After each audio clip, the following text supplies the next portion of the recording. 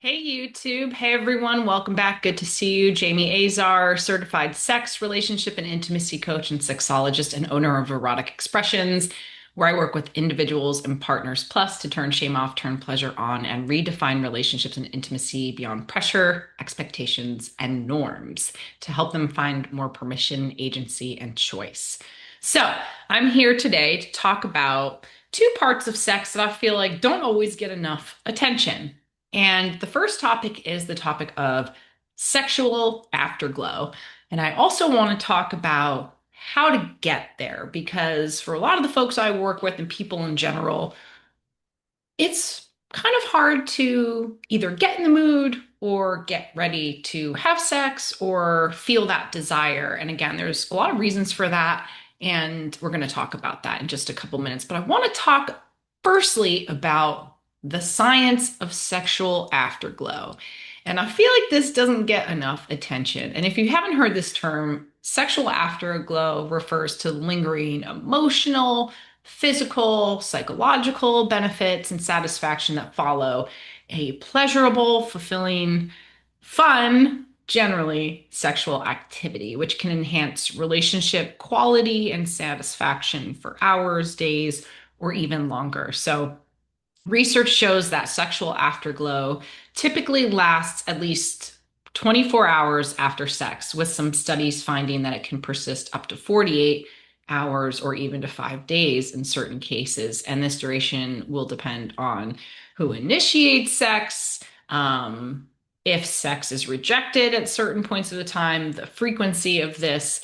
But the neurochemistry behind it is really what I talk about. And whether orgasm happens or not, you can still experience this neurochemical cocktail of hormones, right? Oxytocin, which may lead you to feeling more emotional closeness, trust, or affection with your partner. Dopamine reinforces pleasurable behavior and reinforces the desire to repeat experiences, right? So if we're having good sex, we might notice more desire to continue having that sex because we're enjoying it. We're reinforcing that pleasurable behavior. So, yeah, we're also experiencing endorphins that create calm, happy feelings. They can be similar to a runner's high, right? So, post sex, like we might be feeling elated, we might be feeling really good, we're feeling connected with our partner. Again, the next day, we might even notice we're singing still, we're dancing a little bit, our throats or chakras or voices are feeling more open. We're just feeling happier and more connected with our partners if we have a partner, or just if we don't have a partner, we're feeling that like sexual high, right? Similar to kind of a runner's high. So these chemicals and these releases can help lower our defenses, increase empathy, strengthen memory for positive interactions, and just make this a powerful moment for bonding and relationship satisfaction. It can, reduce feelings of emotional distance, conflict. And yeah, so for some, they may feel like some people feel like sex is a way to connect, right? Way back to connection. Others may feel they need to connect before having sex. Sometimes we're in partnerships with these kind of different values around sex, different desires and needs. And that's kind of where I want to transition to the next topic is because, okay, afterglow is great, right? Post sex, it's like, oh yeah, I'm remembering, like, I like this. This feels good. I'm feeling connected to my partner. Next day, we're feeling good. I was like, we might be looking better, feeling better. People might be like, whoa, you're glowing. Like, people even notice it, right? It almost actually looks like an energetic glow. But how do we get there, right? And the problem for most folks is what I will say comes down to the bridge, which some sexologists, sex educators, coaches, therapists may call like bridging transitions, bridging routines, or bridging rituals. It's basically the transition between your day-to-day, everyday life, going to work, taking care of kids, right? Like running errands, all of that, and then our sex lives, our intimate lives, right? Our pleasure-filled lives. And for a lot of people, that transition, that bridge needed to get out of the stress, the dysregulation, like the chaos, the overstimulation.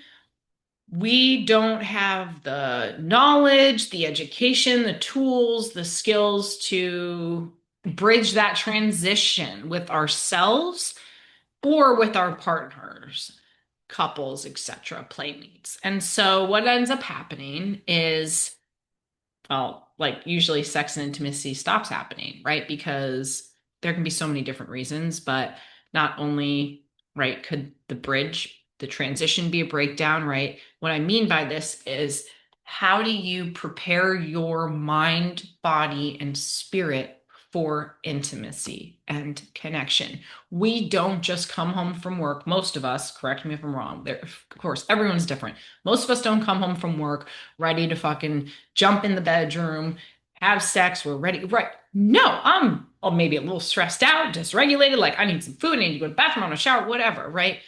So, what we need a lot of the times are tools, are rituals and routines that are going to help us transition or bridge us out of our day-to-day routines into a more open and receptive, relaxed state where our nervous systems are feeling open to safety, right? I can relax into this. I can feel safe.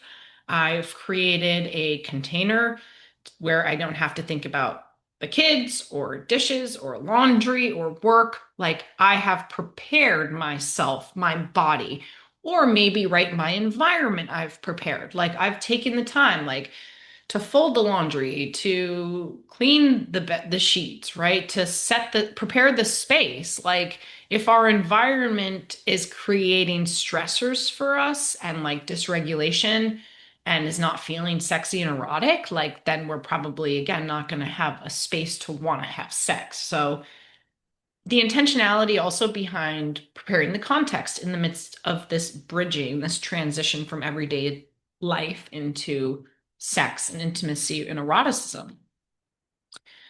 And that can go, getting a candle, maybe putting on some lingerie or a sexy pair of boxers or whatever, like, decking ourselves out in costume or apparel or any type of accessories that might bring us to life in an erotic or fun, playful way.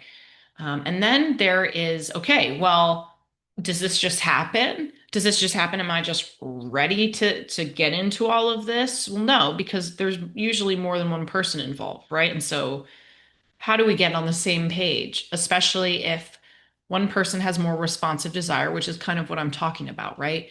We are creating the right conditions and context and mindset for desire to emerge in response to the right variables, to the right conditions, to the right feelings of safety. And so there may be other people, right, that have more spontaneous desire and feel, right, more desire for sex out of the blue, right? Like, oh my God, yes, I'm turned on. I'm ready for sex, right? Some people have a combination of both, and no style of desire is better or than the other, right? They're just different. And again, it's a spectrum, right? We can exist in both. It can change depending on our life circumstances, our relationships, etc. So, how does this happen? Is the question. Like, what was my question? How do we get on the same page? There's a lot of, you know, disagreement. It depends on who you ask for this. What I am going to recommend for most folks is plan it, schedule it, put it on the calendar, talk beforehand with your partner or spouse and say, have a conversation, have a check-in around sex, around intimacy, and say, hey, it's been a while since we've connected and I miss you. I want to make time for our bodies to touch, to connect, whatever you enjoy. Have a conversation. Say, yes, let's do this. Okay, like what are you in the mood for? Like what would you like from this experience? Not only what would you like to do, but how do you want to feel? How are we going to co-create those experiences and conditions together? Great. When are we both available? Because let's face it, people are busy. We're busy, and schedules don't always align. And we got to carve out that time. We do that for anything else, right? We used to do that when we were dating. Why not in our partnerships? People are going to say, I hear this a lot. I'm neurodivergent. I'm ADHD. This puts pressure on me. I totally understand, right? And I'm not saying you have to have sex when you put it on the calendar. I know for a lot of neurodivergent folks as well, it can create a container and space for preparation, and to, again, create the right conditions and variables for relaxation, to minimize distraction, for example, to have the right accessories, tools, conditions to ground, to be present. And so, again, everyone is different. There's no one prescription, one right way for everybody. But these are some tools, these are some recommendations, these are some ideas for you to take away and think about how, what part of this might help me. Okay, yeah, I have a really hard time transitioning out of my day-to-day routines into a more erotic state, right? Sexual state, intimate state, etc. Um, Let me think about that. How can I be more intentional around that? Or maybe we need more education around how desire works and how to coordinate that with our partner so we can get on the same page. Maybe it's reminding ourselves that sex feels good, it's supposed to be fun, and it's good for us, right? And hey, yeah, I miss the afterglow, right? And maybe we need that reminder of being intimate and being connected and taking that time to say, oh, yeah, like this feels good, right? A more responsive desire to emerge. So I'm not here to go tell you to have sex if you don't want to have sex. That's not why I'm here. I don't operate under the umbrella of compulsory sexuality. But I am here to remind you that your pleasure matters. And if there are breakdowns and you're feeling like you're neglecting yourself, your relationship, it may just be because you don't have the right knowledge, the tools, the strategies to make it happen, to bring back feeling good in your life and your relationship, and your pleasure matters. And outside of just surviving day-to-day life, systems of oppression are even more harmful, right? And make it even more difficult for us to remain embodied and connected. So if you're feeling disconnected from your pleasure, from your partner, if you're curious to learn more about just how your desire works and how to prioritize pleasure in your life and in your relationship in a way that feels authentic to you and outside of scripts and expectations and pressure, you're ready to take that step, I encourage you to reach out anytime.